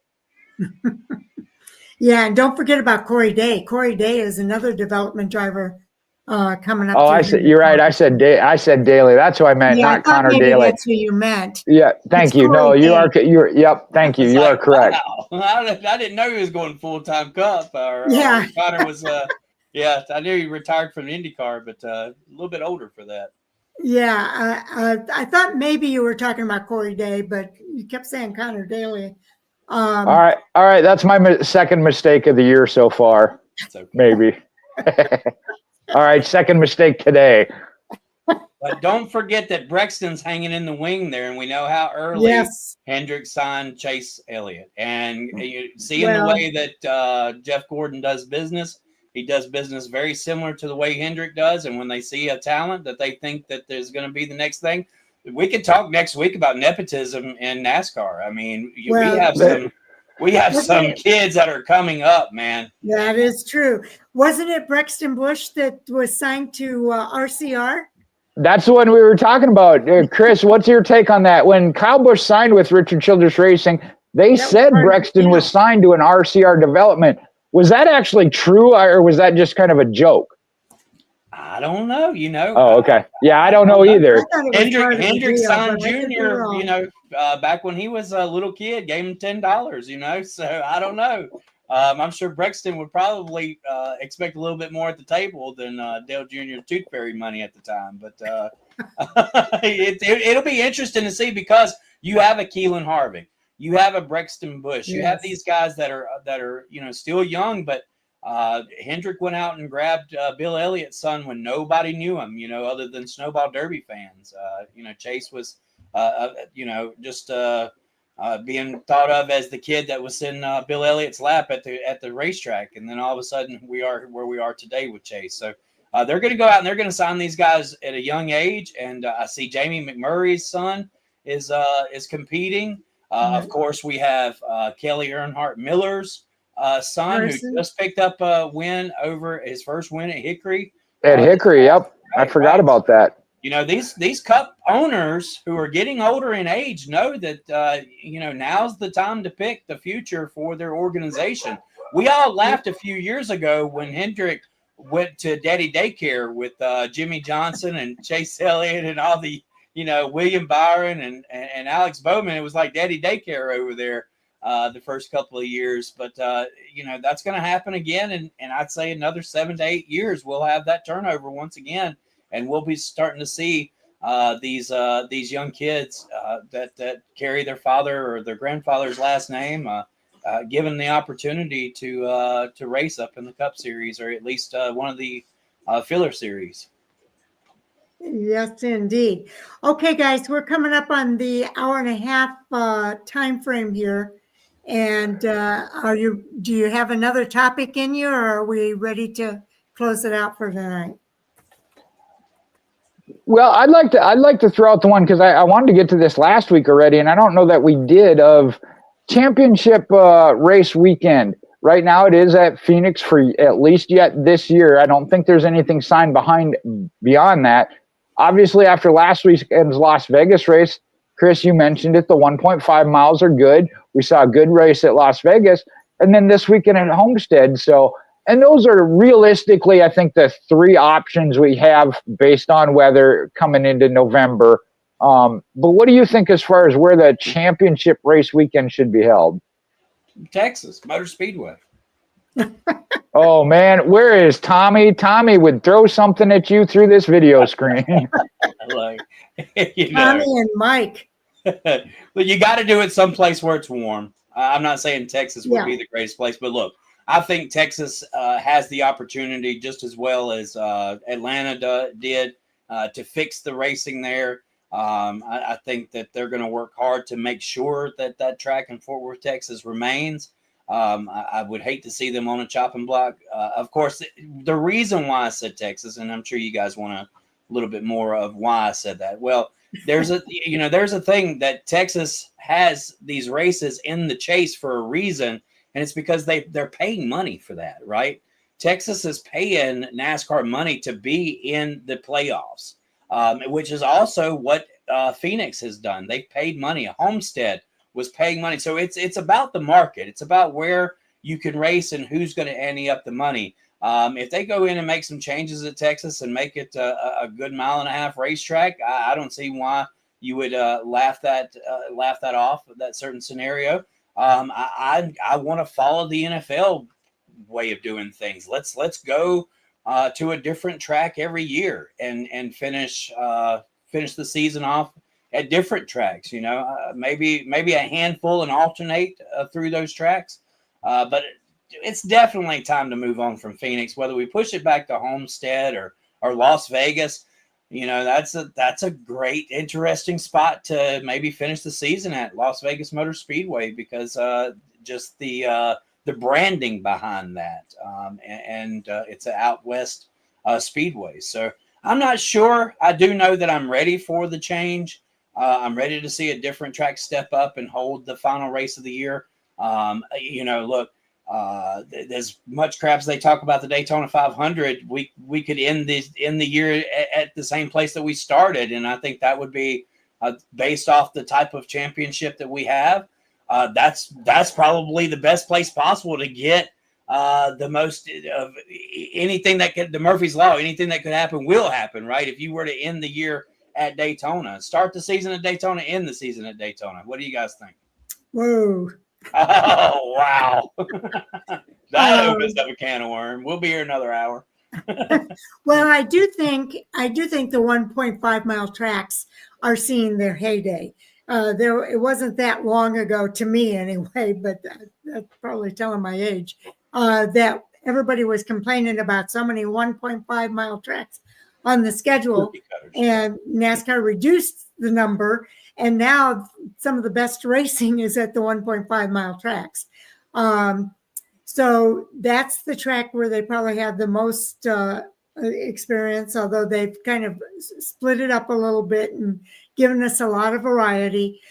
We talked about them being better on the road courses.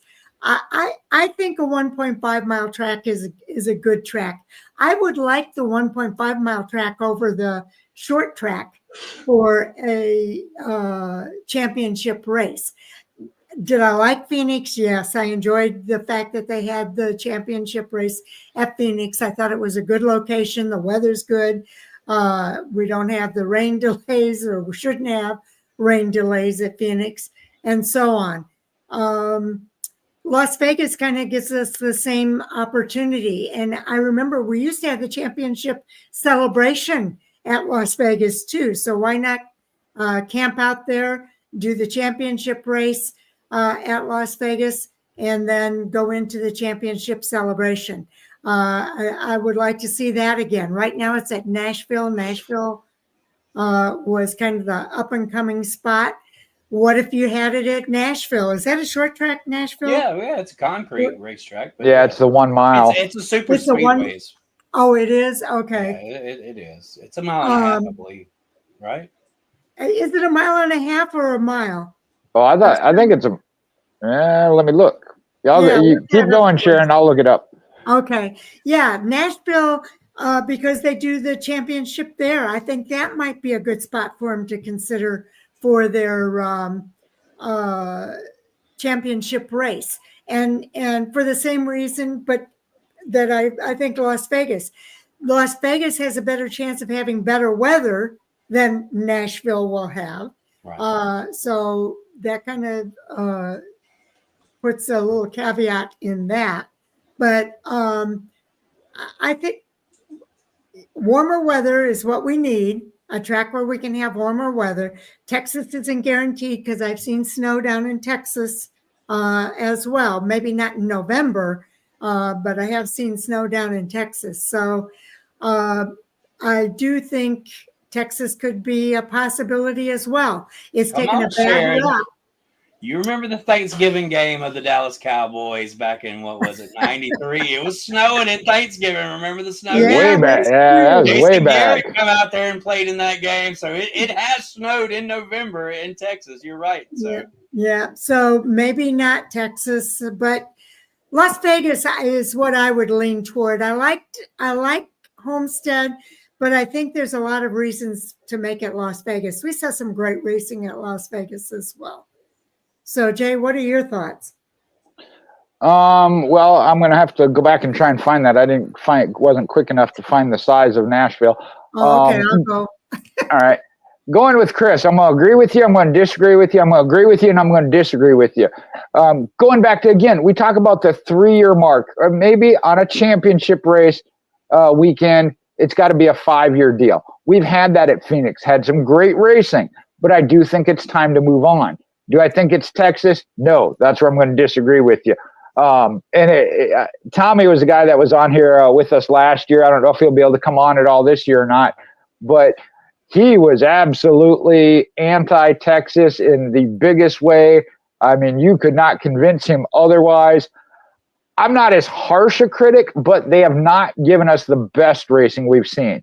Now, granted, we've seen the improvements with the next-gen car on the 1.5 miles. I think the next one to get the opportunity should be Las Vegas because they haven't had it after this weekend. I would not argue against Homestead. If we were to see a little bit better out of Texas, I wouldn't be opposed to it and give them their opportunity. I'll just say that. It would not be my first choice by any means. But I do think that is one of those. I'm with you. Ultimately, I would like to see it change every year so that one driver can't have the advantage or one team in the case of Penske at Phoenix Raceway. But I also understand from NASCAR side, and you talked about the money side, 1-year deals just not going to happen. It's not. I mean, let's be realistic. And logistically wise with the schedule, I get that. So I say 3 to 5 year deals and then change it up. And like I said, I think Las Vegas, would be the next one. Nashville is certainly worthy of consideration. I think there you do get into a little bit further north. You could run into some issues. I wouldn't be opposed to that as much either.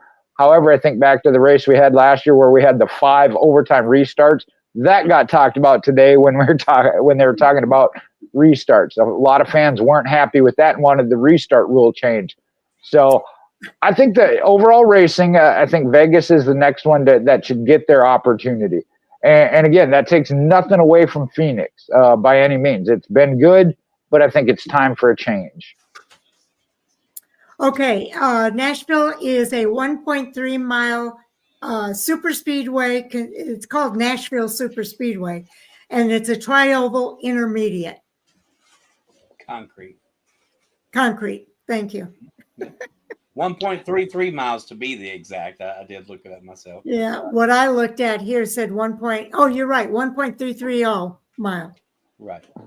Yeah. I'm still down for Talladega, man. Let's put lights at Talladega. Let's have the championship finish there. That way we can have Ricky Bobby and somebody else running to the finish line, trying to win that championship, man. I mean, look, we know half the field. Probably Bobby Gerhardt would probably win the race, but somewhere or another you would have that race or sprint to the start finish line like in Talladega Nights. But in all honesty, I know people don't want to see the championship ended at a super speedway like a Talladega or a Daytona. It is, we build the whole season on the hype of the Daytona 500, and then we have an identity crisis afterwards. And it's always my son back there. It's kind of an identity crisis after we leave there of what type of racing we really want. Las Vegas fits the script. It does. It fits the script.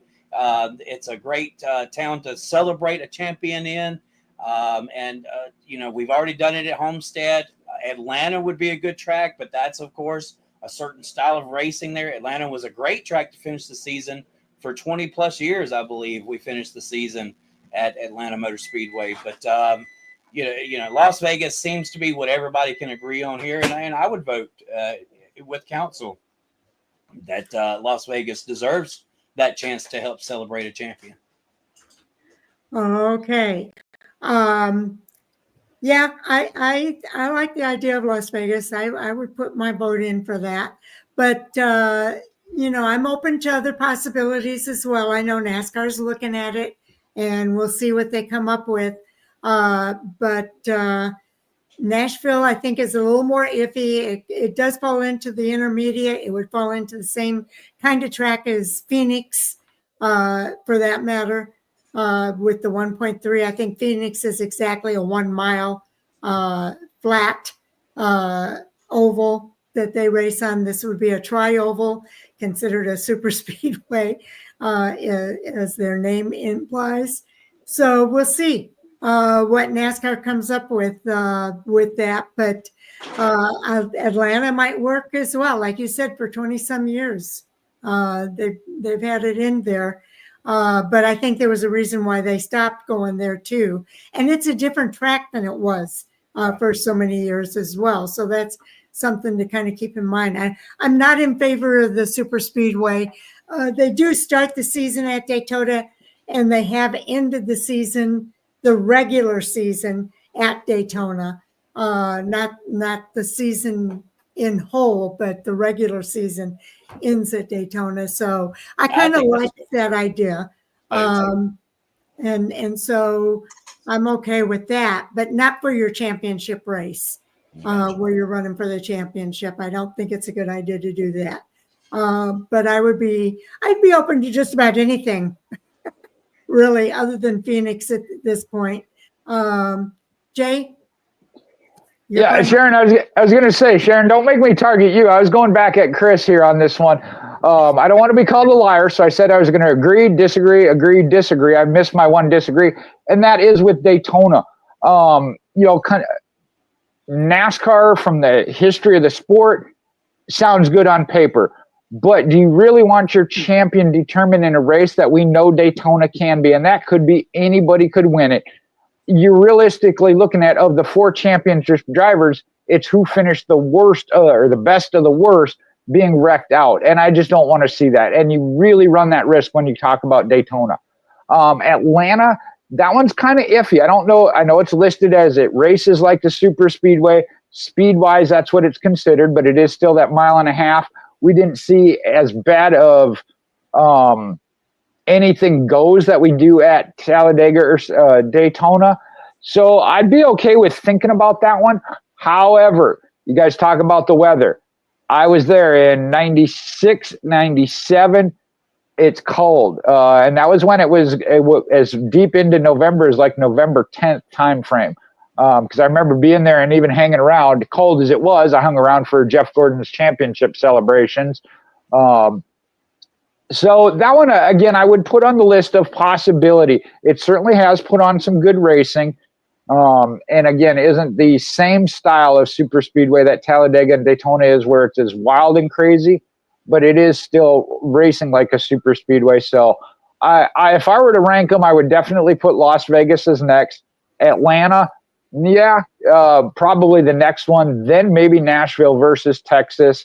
Again, if we see some better racing from Texas, I was never that opposed to it as my boy Tommy was. And there again, love Tommy. He's a Dodge fan, but man, he was harsh on Texas. Yeah. There is 2 tracks that I think would be a good option, but I just don't think weather would be a good situation for them. That's Kansas. Kansas puts on some great racing, and St. Louis as well. And I was a heckler, so to speak, with the idea of taking Cup cars to St. Louis because Gateway just did not seem like it was a facility that could hold Cup Series racing.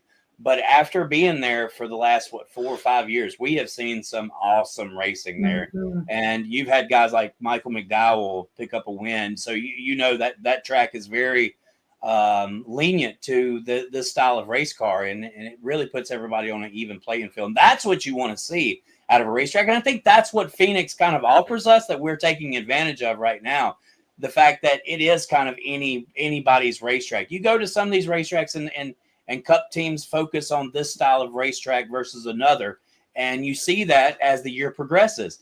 Where a certain manufacturer is really good at certain style racetracks. Phoenix is kind of open board. Everybody's good at Phoenix. You can have a William Byron. You can have a Denny Hamlin or a Christopher Bell. But it seems to be Penske's really got it figured out right now. But at the same time, as I said, just that style of racetrack is open for many other, everybody seems to be on a level playing field there.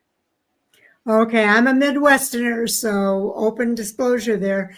But the one thing I will say that the Midwest has in its favor is accessibility from all parts of the country. There you go. For that race. And I love that idea. When it's in Phoenix, it's less accessible for a lot of people. When it's at Homestead, it's less accessible for a lot of folks. So to have a location that is more centrally located makes it more accessible to a lot more fans. And I love that idea. But weather is the issue when you're talking about the Midwest, unless you can get the most southern part of it. And St. Louis would probably be right there on it. Right there on it. Not that they won't get bad weather, but St. Louis is probably a more southern location. Kansas, I'm trying to picture it. I think Kansas is a little bit more north of St. Louis. If I'm not much, they're pretty much straight across. Having traveled, going home, they're pretty much straight across. Yeah. Okay, so they're pretty much straight across. So Kansas is right in there with it. So those are not that bad as choices there that you bring up for other potential locations, Chris. I'll vote yes, just because I'm a Midwesterner. Well, and you made a great point. I have a lot of friends in Ohio. And even they were surprised at how quickly we think the world is so big, but it's really just a hop, skip, and a jump from Ohio to St. Louis or to those areas. Where we're from Mississippi, we're down here. We have to travel 4 or 5, 8 hours either side of us to get to a major populated area like Dallas or Charlotte. You guys in that central zone, y'all are 8 hours from Chicago, 8 hours from Cincinnati. You basically y'all are all within that 8-hour window of the center of America. So, that is location, I think, could be a major part. Hey, you have the final race at St. Louis. You hang out a couple weeks, go have Thanksgiving with Kenny Wallace. Then you've got the Gateway Nationals and PRN what is it? PRI in Indianapolis. Yeah, man, all within like 3 weeks of each other. It would rock, brother. It would rock. Oh, that would rock. Jay? Yeah, I was going to say, Chris, I don't know how much vacation time you got built up. I know they ran into that with PRI and the Dome this year, the Gateway Nationals you were talking about. I mean, one thing, Sharon, if we're going to play the fantasy game, bring back Chicagoland, give it the championship race, but you got to pray and pray and pray for good weather. I mean, I'll give it. You guys are both. It'll probably be chilly. You guys were both on board with that. So here's the deal. I will pitch it to NASCAR, but you two got to be the test subjects. This November 3rd, 4th, 5th, whatever the race championship weekend is, y'all go sit out at a track in Kansas or in St. Louis for those 3 days and come back and tell me that it's not too cold to have a race up there at that time of year. Oh, I understand weather's the issue. I'm just saying accessibility would be awesome. Right. Maybe we need to turn the schedule around and have it end in the summertime. So you could have it virtually anywhere. I could see that. I really could. And being that the NFL is knocking on NASCAR's door there with taking President's Day weekend away from us, I think that could be a major possibility. There's a reason, you look at dirt cars down in Florida, they don't race in the summer months. I think they're off from June through September or July to September. So, automobile racing we could have a better schedule or a different type of schedule, and it would still be possible. Whether or not NASCAR upside down. Yeah, whether or not NASCAR would ever want to go that route, I'm not really sure. But I could see it happening if you slow down the season during the winter months is when you do that West Coast swing, right? Right. Of course. And maybe take advantage of all your warm weather locations during the winter month, and then close it out during the heat of the summer when these guys are overheating anyway in the car. Close it out during the summer. All right. I got to quote Dave. Close out in the summer. I got to quote Dave Moody here. When did this turn to a wild, crazy blank Wednesday or Monday, whatever it is? Yeah, he always No, Fridays is what he's called. Oh, it's not. I can't think of what he calls it, but open mic day, where they don't have a driving topic. But yeah, every once in a while he throws that out there. He's like, "When did this become this wild a fantasy land?" You could close it out. I think it could work. Anyway. I agree. And I know that's been talked about of trying to shorten up the schedule. I don't know that you're going to shorten it up that much because you'd have to probably at least get into September, I think. And I mean, and I've been from up north. I've sat in grandstands at 45 degrees. Yeah. Right. Yeah. I mean, there's some things you can definitely make a case for why. I know we've gone through a lot of changes in NASCAR. Oh, we'd never see a road course or a street course and all that. Seeing a schedule that short and that early in the year, again, you can't say never because we've seen some beyond never things happen, the Coliseum, but that one would rank up there high on the list. Okay. Well, some interesting conversation here tonight. Out of the box thinking. I like it. And we hit on a lot of our topics tonight. I think the only things that we didn't talk about. I do want to mention. Did we talk about the Kyle Busch announcement and what that was, Jay? I don't know if we did here on Hot Top. I mean, we did kind of just talk about it, and I don't know if Chris caught it of the announcement that him and you mentioned it because you were filling him in. Other than that, it was happening. I don't know that we needed to discuss it. It's just like Kevin Harvick and Keelan, it's cool to see. And we talked about some of these guys that have kids coming along. About the only thing that we didn't talk about then is the Studio 43 on the CW and the coverage of the CW network. Do we want to well, we're going to have to because I know we're coming up on the 2-hour mark now. And we'd run into an issue of it not fitting in your recording. That's right. We're going to have to end this. I give them an A+. I tell you that. CW's done a great job. I like the camera angles. I like the color of the camera. It seems to have a different view than what the Fox cameras have, a clarity almost. I like the bottom scrolls. There's a lot of things that CW has done different, and I've been a big fan. And their commentating has been really well as well. So A+ to them. The biggest issue is getting them into the internet side so that you can stream it through the CW app. If they can get that fixed, I know that's a Xfinity issue. because the rights to that. I'm sure it is. You're shaking your head. It's not, Mike. No. Yeah, not their intention. They addressed that on Sirius XM today. They paid to bring the coverage to their television channel. They are not interested in pushing it onto the app. And that may be against what the world wants, but that's what they want. That's why they are not streaming them live. You can catch it the next day, but that's why they won't put it live Plus the onto the app. accessibility of the CW network. And that's the other factor. Again, they wanted it specifically on the television network. And all you need is a set of rabbit ears and you can get it. As far as, I don't know that I'd give them an A+. I've seen some good and some bad. And I know other people have had really bad experiences. What's that? I'm going to close you because we're not going to be able to keep it up, I don't think, if we don't. Okay. I said, I can't say anything that's super negative, but there have been some glitches, if you will. And I know some fans were unhappy with some blackouts. And I mentioned that some of that has been worked out now. But overall, yeah, I'd say they've done decent. I certainly wouldn't go on a tirade, but I'm not that type of person either. Not about that anyway. I'll say that. I love the CW network coverage. I for all the reasons that you said, Chris. I rate it pretty high on the list as well.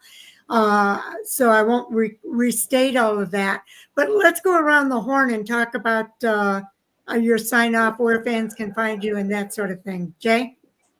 All right. You can follow me on Facebook, Michael Hoosman, MoparMJ8 on Twitter and Instagram. I know for the week, I don't have a whole lot going on talk about racing wise other than Friday be doing the preview shows.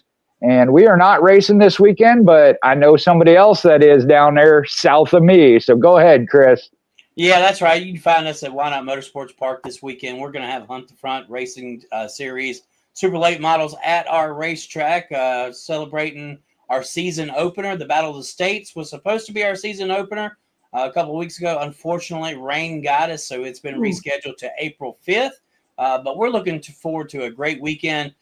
This weekend, of course, you can find some of our outlets, Yellow Caution Flag, Flag of Caution on Twitter. You can also find some racing videos and content through That Why Not Kid on YouTube. So that's my son. He does a lot of pictures and videos throughout the racing community. But all in all, right now you can find me every Monday night right here on Fan4Racing.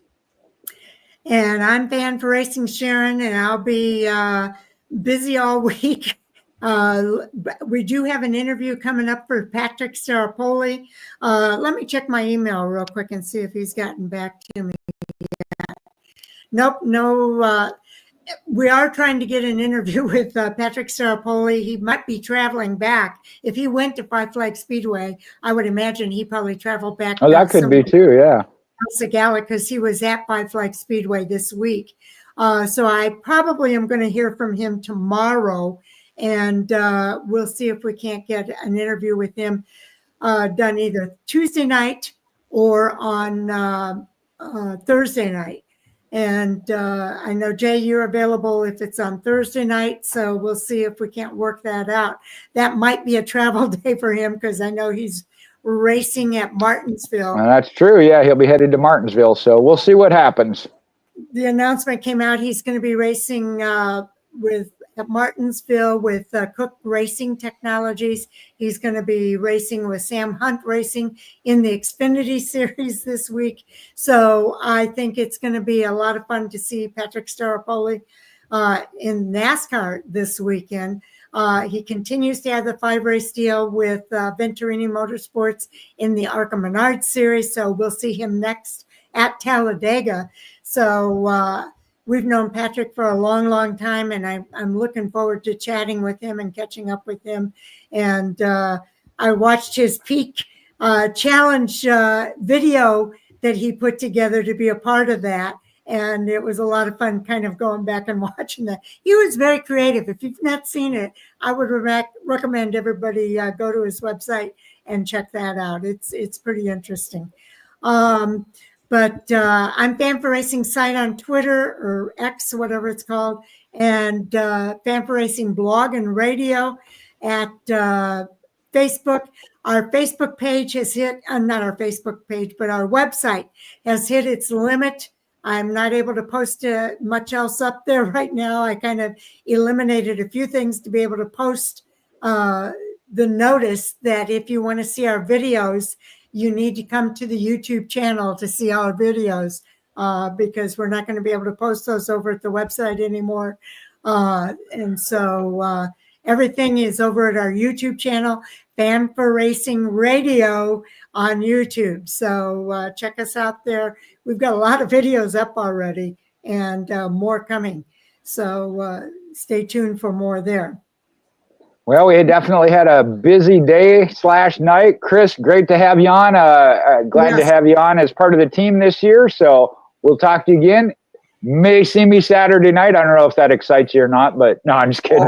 I don't know yet. Yeah, I don't know yet if I'm going to be able to get down there, but definitely is good if you can. Check them out. Hunt the Front Super Dirt at the House of Hook. That's right. That's right. Dirtiest voice in the South. Right here. And Miss Sharon, I didn't mean to invite myself back next week. I just no, we want you back. I've enjoyed being on here, and I wanted you to know that. So that was that was kind of. If I was not clear last week, let me make myself perfectly clear now.